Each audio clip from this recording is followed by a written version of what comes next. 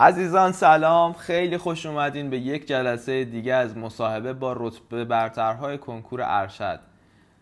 من توی این چند جلسه ای که مصاحبه ها رو داشتیم ضبط میکردیم به یه نتیجه رسیدم که یه نفر که میخواد مسیر ارشد رو شروع بکنه ارزشمندترین تجربیات رو میتونه از زبون همین بچه ها بشنوه. یعنی نکاتی رو تو این مصاحبه ها میشنوین که باعث میشه شما آزمون و خطا رو بذارین کنار و مسیری که شروع میکنین یه مسیر درست درمون باشه و آزمون و خطا و راه غلطی توش نباشه. امروز تو مصاحبه ای که میخوایم انجام بدیم در خدمت رتبه 14 کنکور ارشد جناب حسین خلیقی نیا هستیم که فکر میکنم مصاحبه خیلی جذابی بشه. حسین جان سلام، امیدوارم حالت خیلی خوب باشه. خیلی خوش اومدی به مصاحبه. سلام، صبحتون بخیر، خسته نباشین. خیلی ممنونم، دستتون در نکنه. خوشحالم که هستم اینجا در خدمت شما بچه‌هایی که میخوان بخونن حالا برای آزمون یا قصد دارن که شروع کنن. هر جایی این مسیر هستن انشالله که موفق باشن. خوشحالم که هستم اینجا. زنده باشی. اول از همه قبل از هر چیزی تبریک میگم بابت رتبه فوق‌العاده‌ای که به دست آوردی. نشون از استعداد و تلاش و هوش و ذکاوتیه که شما داشتی و در این مسیر خرجش کردی. مطمئنم که با این چیزی که از شما توی کنکور ارشد ما دیدیم در ادامه راه هم مسیر براتون خیلی روشنه و قرار اتفاقای خیلی خوبی براتون بیفته. بفرمایید که در ابتدای کار حسین جان یه کم از خودتون بگین که دوران کارشناسیتون کجا بودین، به چه شکل گذشت؟ من حس میکنم از جایی که باید شروع کنم دوران دانشگاه. من دانشجوی ورودی بهمن 99 زاهدان بودم، ولی خب حس میکنم این داستان حالا خوندن من برای ارشد و آزمون دادن واسه بچه هایی که غیر از پرستاری بودن، مثل بچه های اتاق عمل یا مخصوصا فوریت، خیلی بیشتر براشون ملموس باشه. چون من خودم پرستاری نخوندم، کارشناسی فوریت بودم، ورودی 99، اونم دانشگاه زاهدان. و خب دوره کارشناسی مونم دیگه مثل چون ما ورودی اول مثلا دوره کارشناسی پیوسته بودیم، یه خورده مثلا فراز و نشیب‌های خاص خودش رو داشت. یعنی به قول معروف واسه اولین نفرها، واسه اولین گروه‌ها یه خورده شرایط سخت و پیچیده داره. ما هم حالا مثلا اونجا که بودیم یک سری مخصوصا ترمای اولمون یک سری نابسامانی هایی داشت دانشگاه. مثلا ما خودمون یادم تا ترم 3 حتی مدیر گروهمون مثلا عوض میشد، کلاسامون درست تشکیل نمیشد اینا. ولی خب کم کم جا افتادیم، کم کم مسیر خودمون رو پیدا کردیم و خب بعدش هم که تصمیم گرفتیم برای خوندن ارشد، حالا توصیه‌ای بود که بیشتر مثلا استادهامون و مخصوصا مدیر گروهمون بهمون میکردن که بخونیم و ادامه بدیم، باعث شد که حالا مثلا این مسیر رو ادامه بدیم و حالا روال آشناییمون با مؤسسه و خوندن برای آزمون و حالا تا آزمونی که دادیم و نتیجهش این شد و الان اینجا نشستیم که تجربیاتمون رو در اختیار بچه‌ها بذاریم. خیلی عالی. پس شما کارشناسی رو فوریت خوندی و چقدر تصمیم درستی گرفتی به ادامه تحصیل؟ چون رشته اورژانس رشته جدیدیه. من قبلا هم گفتم به بچه‌ها توی چند سال آینده یکی از جذابترین گرایش‌های ارشد و مدرک‌های ارشد گرایش اورژانسه و با توجه به جدید بودنش خیلی قطعاً کاربردی خواهد بود.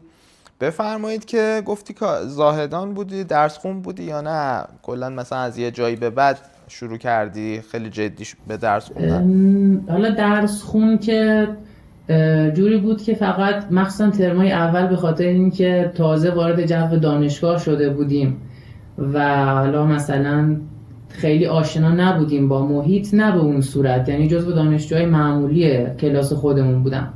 حتی تا همین ترمای آخر هم درسته معدلم مثلا آخرها که یه خورده جدی‌تر شده بودم برای خوندن، معدلم یه خورده بهتر شده بود، ولی هنوز که بگم مثلا رتبه اول کلاسمون بوده باشم، نه اینجوری نبوده. همیشه توی روال نرمال و مثلا میانگین خودم رو داشتم. جزو مثلا جو کلاس چطور بود؟ اصلا درس خون بودن بچه ها یا نه به فکر زیاد درس و ارشد و اینا نبودن ادامه تحصیل؟ بچه ها چرا؟ مثلا اگر بگم که کاملا توجهی نداشتن به درس، خب این اشتباهه. خیلی مثلا بالاخره هر کسی برای مثلا کار خودش این اهمیت رو میذاره. حالا بچه ما هم اینجوری بودن، ولی کسی که بخواد ارشد بگیره شاید من بهتون بگم مثلا 30% یا 40% کلاسمون میخواستن بخونن برای ارشد و آزمون دادن.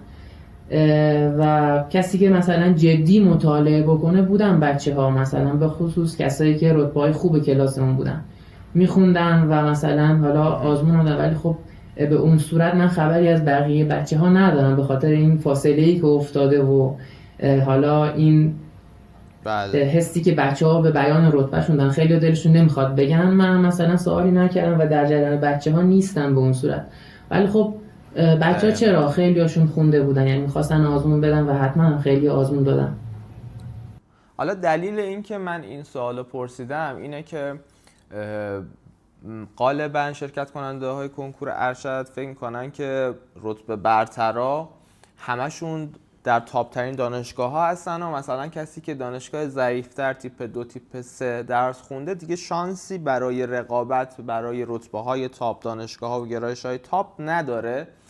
البته که تا حدودی به خاطر این قضیه‌ای که شما فرمودی جو رقابتی صدق میکنه، به خاطر اینکه شما وقتی توی یک محیطی قرار میگیری که همشون دنبال پیشرفتن، همشون دنبال برای مثال مسیری مثل ادامه تحصیلن، شما هم ناخودآگاه توی اون مسیر و توی اون گروه تغییر میکنی به فکر پیشرفتی، به فکر درس خوندنی و این باعث میشه که خب جو دانشگاه هایی که مثلا میگم رنک بالاتری داشتن طوری باشه که خب خروجیشون هم منجر به رتبه های بهتری بشه.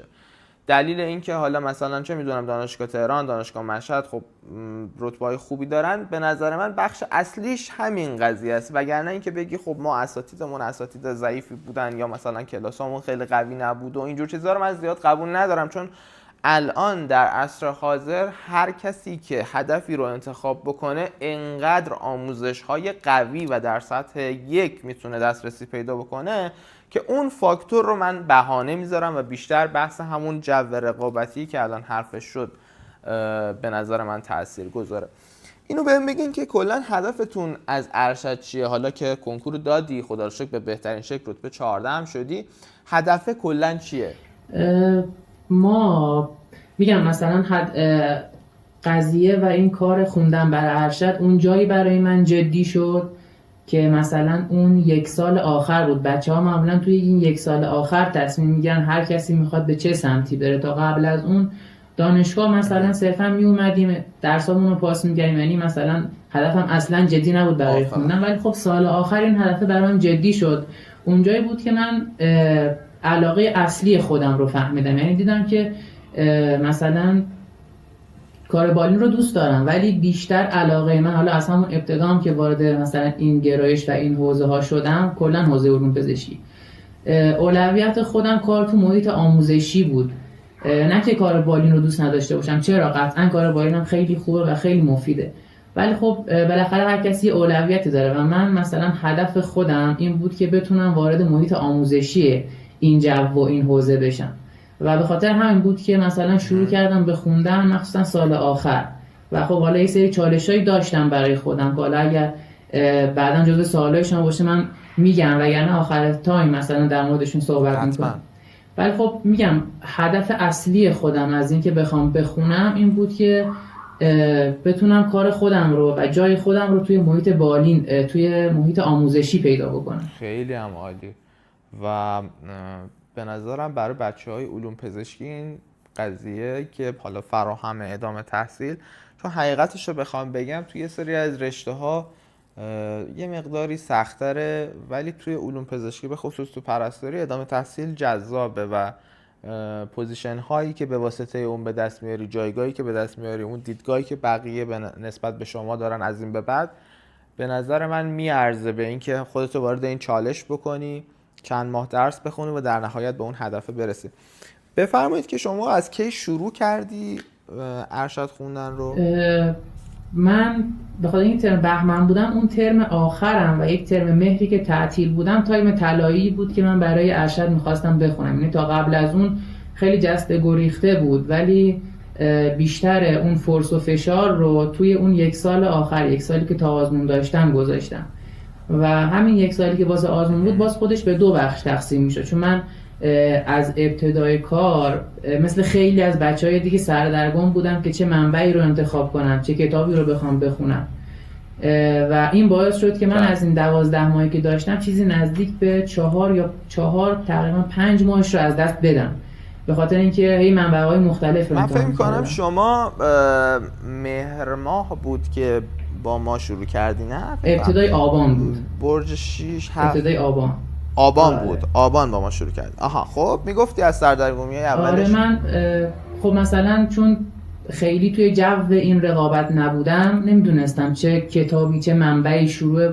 مثلا میتونه شروع بهتری بهم بده من رو، مثلا با توجه می‌کرد حتی بیسم پرستاری نبود و خیلی از مطالب برام مثلا خیلی جدید بود و این جزو یکی از چالشایی بود که حالا من مثلا با مشاور خودم آقای توکلی که جزو دوستان من دانشگاه زاهدان هم بودن، ایشون داشتم و با هم صحبت می‌کردیم، این بود که خیلی از مطالب برای من جدیدن، از کجا باید شروع کنم. من ابتدای کار رفتم، حالا جزو همون مثلا تایمی که شروع کردم برای خوندنم رفتم DRS خریدم مثل خیلی از بچهای دیگه، گفتم خب کتابیه که مثلا جامعه نکته داره و شروع میکنیم باش جلو اومدن. بعد DRS رو من نزدیک به 2-3 هفته بود که میخوندم، بعد دیدم که مثلا چون با خیلی از مطالب حتی آشنایی من نداشتم، به درد من نمیخورد، منو بیشتر سردرگم میکرد و قطعاً نتیجه هم کتاب نمیداد. نکته محور. بله. و خب اونجا تصمیم گرفتم که خب برم چیز بخرم، رفرنس های وزارت بهداشت رو بخرم. رفتم وارد سایت شدم و حالا کل این رفرنس ها رو من انتخاب کردم و یک درسم حذف کردم، گفتم کلا من بهداشت نمیخونم، بعد بقیه رفرنس ها رو همه رو کامل خریدم. و وقتی که این پکیج چیکار داشتی با خودت می‌کردی؟ آره میگم، بعد این وقتی که این پکیج یک درس کلا حذف آره بهداشت کلا گفتم نمیخوام بخونم و بقیه مطالب رفتم همه رو رفرنس خریدم. وقتی که این پکیج به دستم رسیدم یه باکس بزرگ کتابه که مثلا تنهایی نمیشه جابجاش کرد، حتی چه بخواد برسه کسی بخواد اینا رو تنها بخونه.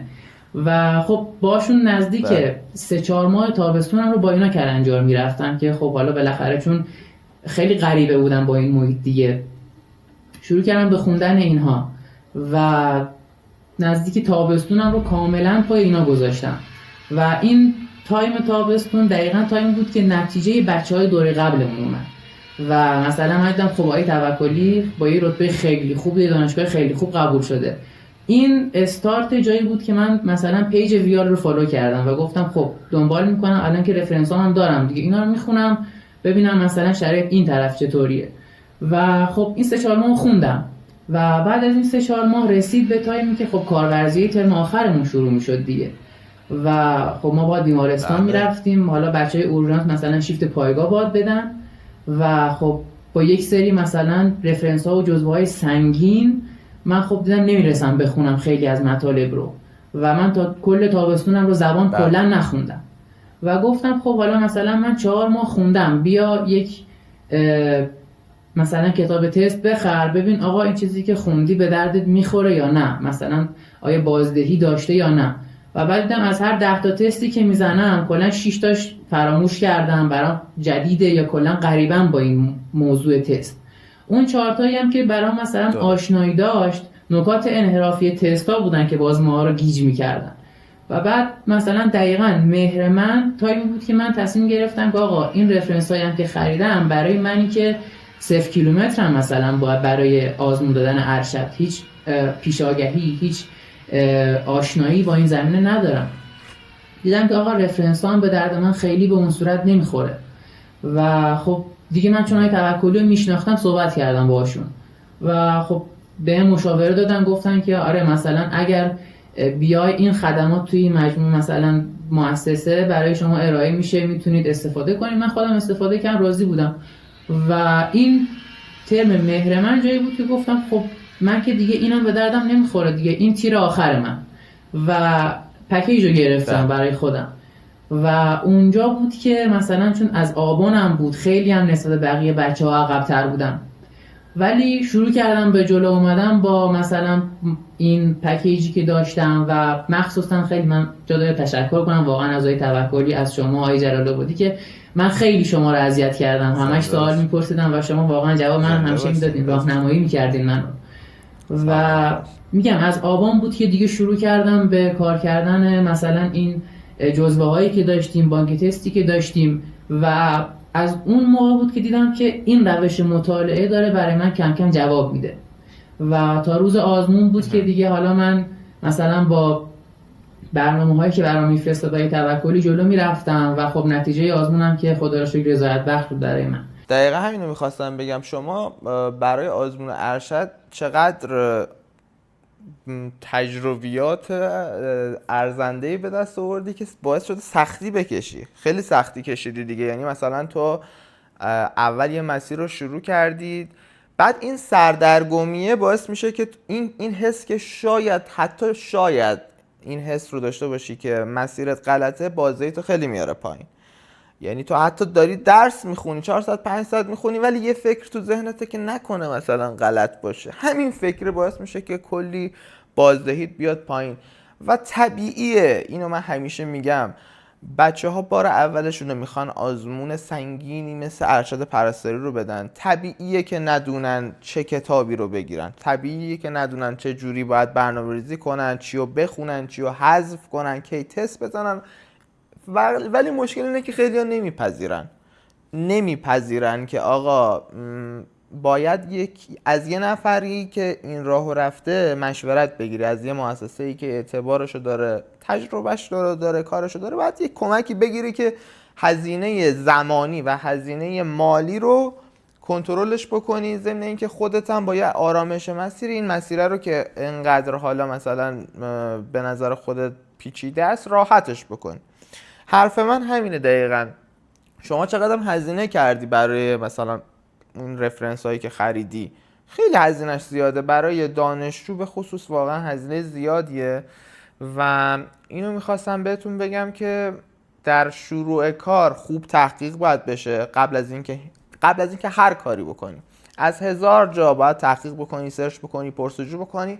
یک مسیر مطمئن رو که انتخاب کردی بری واردش بشی و تا آخر تلاش بکنی. این خیلی چیز مهمیه که شما گفتی در خصوص شروع سردرگمیایی که داشتی، منابع مختلفی که در واقع استارت زدی. از آبان دیگه تقریبا شرایطت استیبل شد و به اون نتیجه که میخواستی خدا رو شکر رسیدی.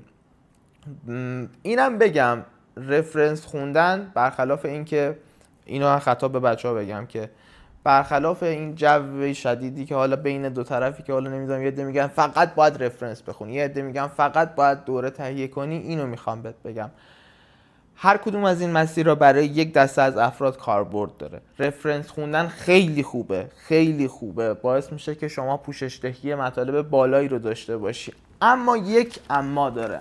اماش هم اینه که شما بتونی اون کتاب ها رو هندل بکنی، بتونی اون حجم از کتاب رو برنامه ریزی کنی، علمش رو داشته باشی که بخونی، تواناییش رو داشته باشی که اون همه کتاب بخونی، زمانش رو داشته باشی. اونجا برات جواب میده.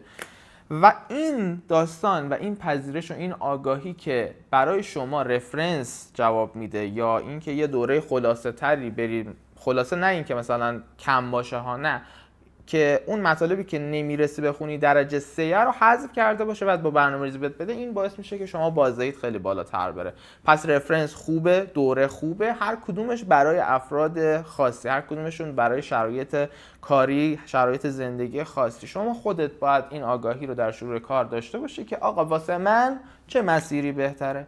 اگه من از ابتدای کارشناسی، دلیل اینکه من از شما میپرسم که خب از اول درس خون بودی یا نه، اگه از اول کارشناسی رفتی کتابا رو هر درس رو رفرنس خوندی و قوی رفتی جلو، زبانتو بردی جلو، پایت قویه، آره واسه شما احتمالاً رفرنس چیز خوبیه و رتبه خیلی خوبی هم به دست میری. ولی اگه نه، پایت ضعیفه، تایمت اونقدر قوی نیست، تایمت اونقدر زیاد نیست، کار داری، نمیدونم داری در کنار کارورزیت کار انجام میدی یا شیفتات سنگینه، خب اینو باید بپذیری که باید از یک مسیری که هوشمندتره، تو رو در زمان کمتری با حجم منابع کمتری به هدفت میرسونه استفاده بکنی که به هدفت برسی، که زمان و هزینه‌ات هدر نره. پس شما فرمودین که از آبان شروع کردی، روز چقدر وقت گذاشتی برای آره، حالا قبل از این که من جواب سوالتون رو بدم اجازه بدین در حالا تکمیل حرفایی که گفتین یک نکته رو بگم برای بچه‌هایی که حالا دچار شک و شبهه‌ن برای منبعی که میخوان انتخاب کنن. من حالا به عنوان کسی که وقت گذاشته رفرنس رو خونده اینو میتونم بگم به بچه ها که وقتی که شما این جزوه رو باز کنید و شروع کنید به خوندنشون، ببینید که نکاتی که لازمه برای حالا آزمون دادن شما به صورت کامل و با یک زبان خیلی راحت تر پوشش داده شده و حالا هیچ جای نگرانی نیست که مثلا بگید چون جزوه میخریم قرار حذفیات داشته باشین. حذفیات صرفا از بخشایی هستن که خیلی دورن از موضوع آزمون دادن و آزمون ارشد. حالا در مورد اینکه چجوری و روزی چند ساعت من مطالعه میکردم، گفتم که خدمتتون عرض کردم من 2 قسمت میتونم بذارم زمان مطالعه خودم رو. حالا اون بخشی که من رفرنس میخوندم زمانی بود که تایم خالیم بود و من مثلا تابستونم بود، وقتم آزاد بود و حالا کتابا رو تهیه کرده بودم. متوسط شاید بخوام بگم روزانه مثلا بین 7 ساعت 6 ساعت من درس میخوندم. و خب بعد از اون که من شد اوایل مهر و آبانم و من با ویال آشنا شدم، شروع کردم به خوندن جزوات و حالا محتواهایی که داشت، به طور میانگین سعی کردم حفظ کنم و حالا افت نداشته باشه. همون مثلا 6 ساعته 5 ساعته رو میخوندم، ولی با این تفاوت که حالا از این 5-6 ساعتی که میانگین و روزانه من بود، هر روز مثلا 1.5 ساعت تا 2 ساعتش مربوط به درس زبان بود و بقیهش دروس داخلی و مثلا دروس مهمتر ما بودن. و با همین شرایطی هم که داشتم پیش میرفتم، خدا رو شکر رسیدم و خیلی از مطالب، حالا خیلی که نه، یعنی کاملا مطالب رو جمع کردم، دورالمرورم تونستم انجام بدم. روزی 3 ساعت 4 ساعت زمان برای دروس اختصاصی میذاشی، 1 ساعت 1.5 ساعت زبان از آبان ماه، که به نظرم منطقیه. یعنی اگر چون شما بیسش هم یه مقداری داشتی و مطالعه داشتی، منطقی بود که به این رتبه برسی که خدا رو شکر رسیدی. میخواستی در مورد چالش های مسیرت هم به بچه ها توصیه هایی بکنی و اون چالش هایی که خودت تجربه کردی؟ در مورد چالش هایی که من حالا پشت سر گذاشتم توی این مدتی که میخوندم، میتونم اینو بگم به عنوان کسی که بیس پرستاری نداشت، با یک سری موانع بیشتری نسبت پرستار من مواجه میشدم و حالا بزرگترین مانعی که جلوی من بود این بود که یک سری از مطالب و درس ها خب برای ماها کاملا جدید بودن و من برای اولین بار داشتم باهاشون مواجه میشدم. یعنی مواجهه من با درسی مثلا مثل درس بهداشت، خب میگم با جوری که بچه پرستاری ممکنه مواجه شده باشن خیلی فرق میکرد و مثلا فقط مختص درس بهداشت نبود، حالا بچه‌ها با گرایش‌های مختلف هر کدومشون یک سری از مطالب رو دقیق‌تر و قوی‌تر کار میکنن و یک سری مباحث رو مثلا حالا در حد نیاز خودشون فقط ممکنه یاد بگیرن. و یکی از مباحثی که من حالا خیلی باهاش مثلا دست و پنجه نرم می‌کردم، کلنجار می‌رفتم، همین بود که آره خیلی از درس‌ها برای من جدید بودن و اصلا یکی از دلایلی که باعث شد من رفرنس بخرم همین بود که بخوام از صفر شروع کنم به خوندنشون. ولی خب میگم وقتی که شروع کردم و با جزوات مجموعه آمدم جلو، دیدم که نه، هر چیزی که لازمه داره پوشش داده میشه و کامل این ابهام هایی که هست رفع میشه. و میگم حالا راه حل اینی که بچه ها کمتر درگیر این چالش ها بشن، اینی که سعی کنن منبعشون رو درست انتخاب کنن و حالا مباحث کم اهمیت تر رو کنار بذارن. میگم منبع درست کمک میکنه که زمان بهتر مدیریت بشه، منبع درست توی مدیریت زمان کمک میکنه و مباحث اضافی حذف میشه، بچه ها سرشون خلوت‌تر میشه و بهینه درس میخونن. یعنی در یک کلام بخوام خلاصه کنم، کمک میکنه که بچه ها بهینه درس بخونن و حالا این بهینه درس خوندن برای بچه هایی با بیس غیر پرستاری خیلی بیشتر نیاز هست، مخصوصا اگر که قراره مثلا کارورزی برن و کارآموزی دارن بچه های سال آخر، خیلی بیشتر این صحبت های من رو میفهمن. خب دوران جنبندی میشد اون دورانی که دیگه بچه ها تقریبا مطالعه اصلیشون رو کردن و خب حالا میخوان چیزایی که جمع کردن یک ریویو سریع داشته باشن. برای من تقریبا اون 1 ماهی مونده به آزمون بود که خب بیشتر حالا جا درگیر آزمون‌های جامعه بودیم و خب روال کار اینجوری بود که آزمون دادن بچه‌ها و خب تحلیل آزمون انجام دادن. توی اون فکر کنم بازی 10-20 روز به آزمون.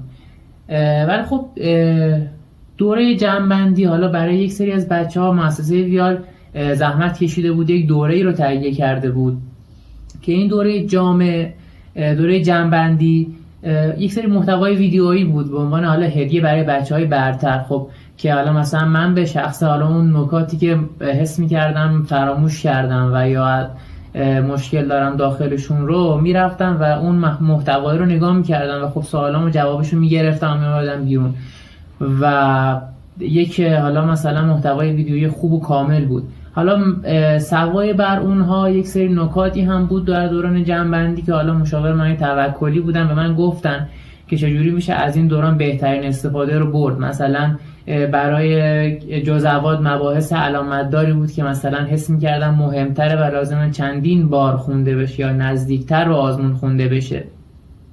یا برای مثلا تست‌های علامتدار بود که حالا مثلا یک سری از تست‌ها علامت‌های مخصوصی داشتن که مثلا باید توی روز آزمون چجوری حالا قبل آزمون چجوری خونده بشه و خب جمع‌بندی بشه، مرور بشه که بچه‌ها بتونن با یک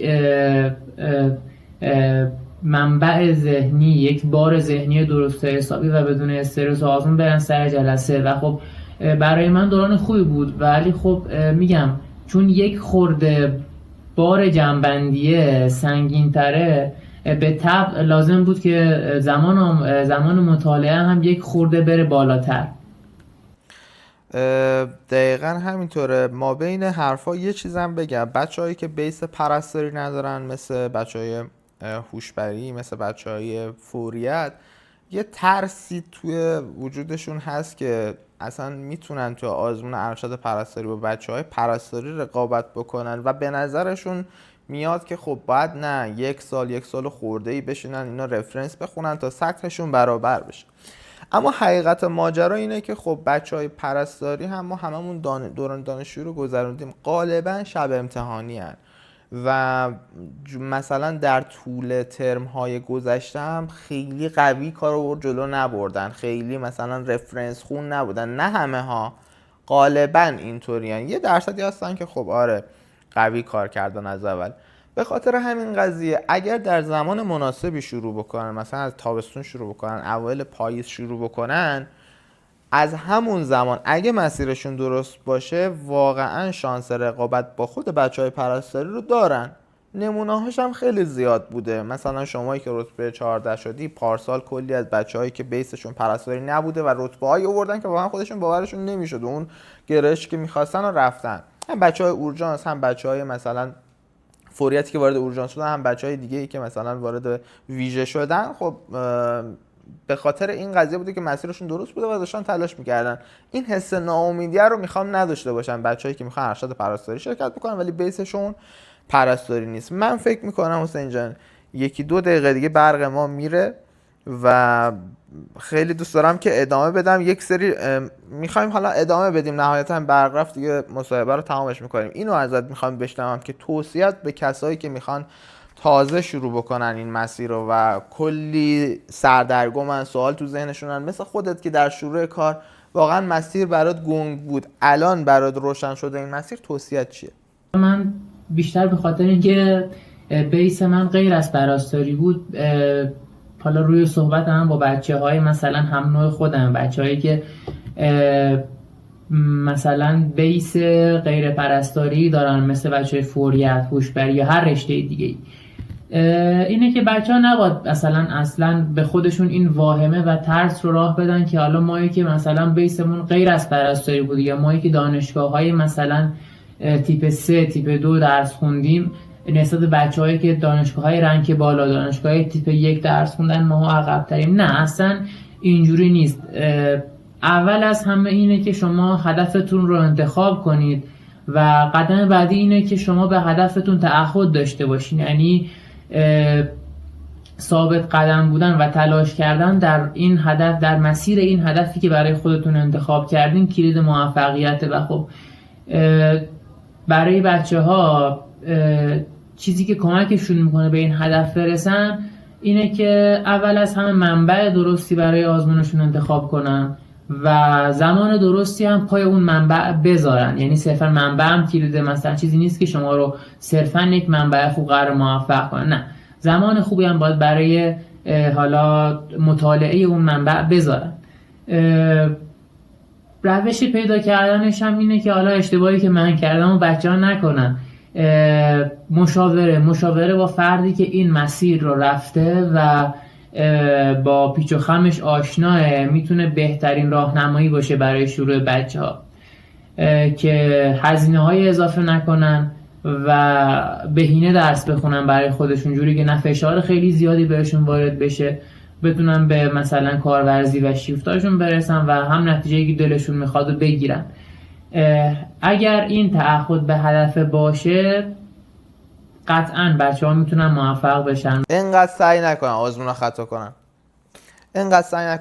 خطا کنن، برن از یه نفر. آره، و در نهایت امر، حالا شمایی که این مسیر رو رفتی با ما و خدا رو شکر به نتیجه رسیدی، اینم به بچه‌ها جواب بده که به نظرت با توجه به هزینه‌ای که کردی، خدماتی که دریافت کردی، این دوتا با هم تناسب داشته یا به اصطلاح ارزنده بوده اون هزینه‌ای که کردی؟ در مورد این سوالتون، خب قطعاً که هر مسیری که بچه‌ها انتخاب میکنن محترمه، ولی خب وقتی یک نگاهی میندازیم به مسیری که باید طی بشه، میبینید که خب برای مثلا من زمانی که برای خودم مثال میزنم، زمانی که برای خودم رفرنس ها رو تهیه کرده بودم، دیدم خب کنار رفرنس ها یک سری تست طبقه بندی لازمه که همزمان با هر مبحثی که میخونی بخوای بری جلو تست ها رو مرور کنی و تست ها رو حل کنی. بعد جدای از اونها یک سری بانک تست لازمه که آزمون، مثلا آزمون‌های پارسال و سالهای قبلش باشه. بعد سوای بر اونها نزدیک امتحانا بچه‌ها نیاز به آزمون شبیه ساز دارن که این جو آزمون رو برای خودشون شبیه سازی کنن و خب حالا غیره و غیره که نمیشه اینجا در موردش صحبت کرد. و برای هر کدوم از اینها باید جداگانه یک هزینه رو در نظر گرفت. ولی خب میگم از وقتی که شروع کردم با مجموعه ویار کار کردن، دیدم که خب خیلی از این خدمات هستن که دارن در قالب این پکیج جامع بچه‌ها ارائه میشن و هیچ جای نیازی برای مثلا منبع و حالا کمکی از خارج نیاز نیست. یعنی بچه‌ها اگر جزوه خوب میخوان دارن، بچه‌ها تستای طبقه بندی دارن، بچه‌ها آزمون جامع دارن و از همه مهمتر بچه‌ها یک سری مشاور دارن که این مسیر رو قبلا طی کردن با رتبه های خوب، با نتیجه های خوب و خب نقطه قوتیه برای مثلا بچه‌ها، همیشه کنارشون هستن و راهنمایی هایی که به بچه‌ها میدن حالا در هر لحظه از این مسیر خب میتونه مسیر بچه‌ها رو عوض کنه و این به نظرم خیلی مهمه که با در نظرش گرفت. انشالله. مرسی حسین جان، مرسی. من خیلی لذت بردم از مصاحبه و حرف زدن گپ و گفت با شما. قطعا حرفایی که زدی برای کسایی که میخوان تازه شروع کنن این مسیر رو خیلی ارزنده است و باعث میشه که این آزمون و خطاهایی که شما انجام دادی رو حداقل یه نفر دیگه این آزمون و خطا رو انجام نده و خیلی راحت تر بهش برسه.